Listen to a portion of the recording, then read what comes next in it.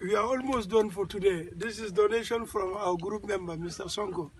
It's a grapefruit. Grapefruit is very important here because if you look at other fruit trees here, we don't have grapefruit yet. This is our first grapefruit plant. Already planted, but the beauty about today is we were not here last week. Maybe people, if you see me, you're thinking I changed because I'm going for a program. That's why I decided to change my HYBASIA uniform, but nevertheless, mashallah.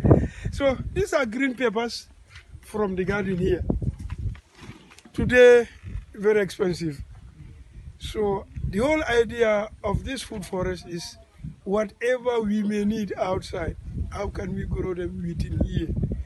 So, and still we'll always advocate for growing your own food. Because one, it is healthier and safer. Yeah. And then the moment you grow, the happiness you drive from your own is different from how much money you spend to buy. So I'm encouraging everyone at least to think about a food forest. It's the future.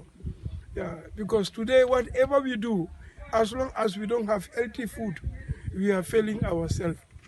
No matter how much money you have, no matter how much knowledge you have, whatever position, but as long as you are eating bad food,